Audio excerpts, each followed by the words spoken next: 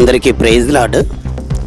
ఈరోజు ఇక్కడ మనం చూస్తున్నటువంటి ఈ యొక్క స్థలం బరియల్ గ్రౌండ్కి సంబంధించినటువంటిది. ఈ క్రిస్టియన్ బరియల్ గ్రౌండ్ 3 డివిజన్లు, ఆర్సీఎం, పెంతెకోస్తు, బాప్టిస్టు, ఈ 3 డివిజన్లకు సంబంధించిన కాంగ్రిగేషన్స్ వాళ్ళు యూజ్ చేసుకునేటటువంటి విధానంలో ఇక్కడ కార్పొరేషన్ వారు నెలకొల్పారు. అయితే దీని తరకు ఆధిపత్యం మాత్రం కొంతమంది వ్యక్తులు స్వార్థపర చేతుల్లోకి వెళ్ళిపోయి ఏ విధంగా కొనసాగుతుందనే పరిస్థితి గురించి అయితే ఇదే పెద్ద నిదర్శనం. ఒకసారి చూడండి. ఎందుకంటే ప్రతి మనిషి సంపాదిస్తాడు, ఆఖరికి గమ్యస్థానం ఇది ఇక్కడికే చేరుతాడు ప్రతి ఒక్క వ్యక్తిని. అనేక సందర్భాల్లో మేము కూడా చూసాం, అయ్యో సమాధులు ఇలా ఉన్నాయా, బాగు చేయించాలి అంటే మళ్ళీ మరుసటి రోజు మర్చిపోవడమే.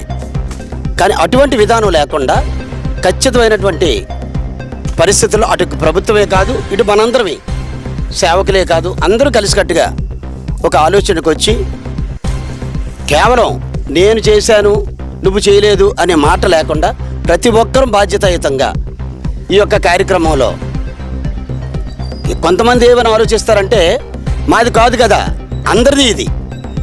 అదే చెప్పాను నేను, అందరికీ గమ్యస్థానం ఇదే. ఎంత సంపాదించినా, ఎంత లేనివాడైనా ఉన్నవాడైనా ఇక్కడికే చేరేది. కాబట్టి ఏంటంటే దయచేసి ఈ యొక్క వాస్తవాలు గ్రహించండి. పెద్దలుగా బాధ్యతలు ఎవరు తీసుకుంటున్నారో, బాధ్యతలు తీసుకున్నటువంటి పెద్దలందరూ కూడా దయచేసి ఈ విషయమే శ్రద్ధ పెట్టండి.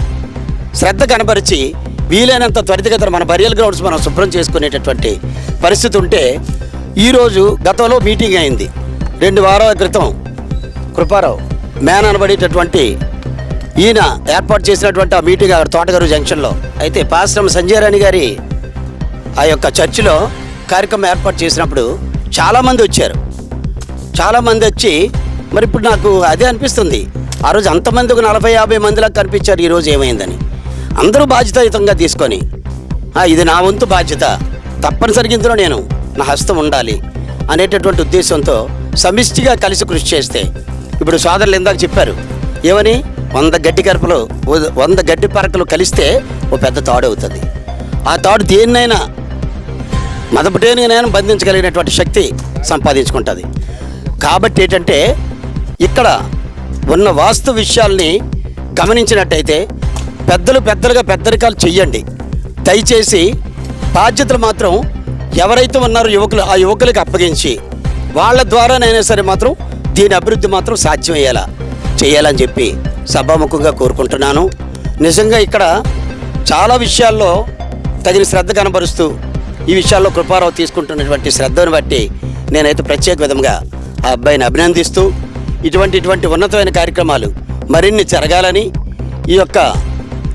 ఈ బరియల్ గ్రౌండ్ కార్యక్రమం అనే కాకుండా ఎక్కడెక్కడో జరిగే అనేక సంఘ కార్యక్రమాల్లో మనం సహాయం చేస్తుంటాం. కానీ ఇది మనకు ముఖ్యమైనది, ఇది కూడా తప్పనిసరిగా చేయాల్సిన బాధ్యత ఉన్నటువంటిది. కాబట్టి దయచేసి అందరూ కూడా దీనిపై శ్రద్ధ పెట్టాల్సిందిగా మరొక్కమారు మీ అందరికీ కూడా చేతులెత్తి నమస్కరిస్తూ విజ్ఞప్తి చేస్తున్నాను.